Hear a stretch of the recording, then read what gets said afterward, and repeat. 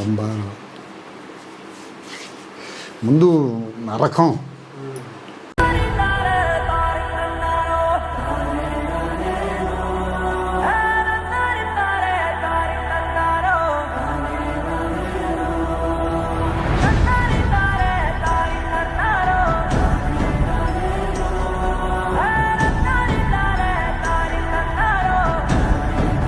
చేనికి పోతుంటే తాటా వేసి తగిలింది. 3 నెలలు 6 నెలలు ఆయన తగిలి. మొన్న ఎమ్మెల్యే గారు మా ఇంటికి వచ్చిండు, పరామర్శించడానికి వచ్చిండు మా ఇంటికి. వచ్చి ఇది కాల్ చూసి నీకు ఎందుకు నేను పెడతాలే సీఎం గారు ఫోన్ అని పెట్టి, నేను పొలం పోయి వస్తుంటే రోడ్డు మీద అయిందండి. అయితే మా వాళ్ళు అంత చూసి గుంటూరు తీసిపోయారు. గుంటూరు తీసిపోతే అప్పుడు మనకి సోయి లేదు. బిడ్డ శుభ్రంగా 10 లీటర్ శుభ్రంగా పోయింది. బిడ్డ బాగానే ఉంది. అంటే వాళ్ళ డాక్టర్ గారు ఏంది, ఈ నరాలు పని చేయకపోతే కాలు తీసేస్తానన్నారు. డాక్టర్ గారు కాలు తీసేస్తాను, మీరు ఉంచమంటే ఉంటే తీసేస్తే నరాలు టీవీలో పెట్టాడు. సర్జరీ గడి పోయి చూస్తే ఒక 6 బాగున్నాయి.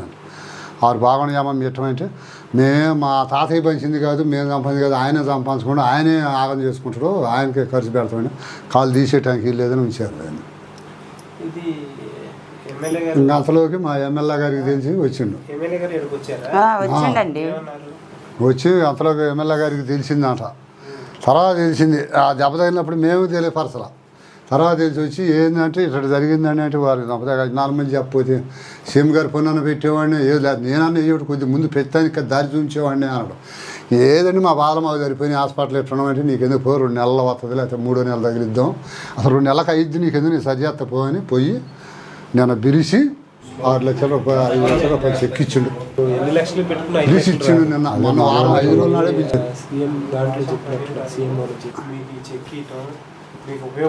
పాలు పోసిన ఎత్తున ఉపయోగపడటం కాదు. ఇవాళ కరువులో ఆయన 5 ఇస్తే 10 ఇచ్చినట్టే. ఇవాళ నేను ఇబ్బందిలో ఇవాళ 10 లక్షలు ఇచ్చినట్టే ఆయన నాకు. అది జరిగేదే కాదులేండి. మా అమ్మ మహారాజుని మర్చిపోతావా, అన్నం పెట్టిన మర్చిపోతే ఇంకా అయిపోయినట్టే. మన లైఫే అయిపోయింది అసలు మన జీవితంలో. మహారాజు అయితే ఆయన మర్చిపోతావా. రాజయ్యా మహారాజయ్యా మహారాజయ్యా మారాతలు నీ చేతితో మార్చావయ్యా, ఎట్టాగయ్యా ఎట్టాగయ్యా.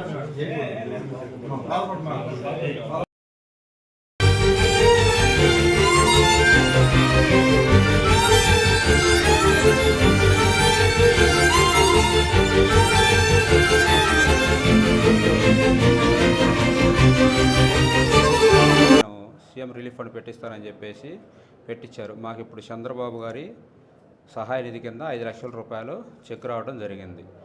సీఎం గారికి, భాష ప్రవీణ్ గారికి చాలా థ్యాంక్స్.